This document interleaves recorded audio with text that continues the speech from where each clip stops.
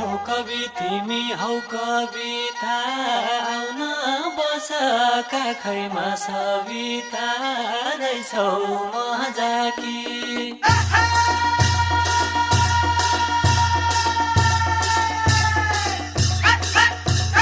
तिमी हौ कविता आउन बस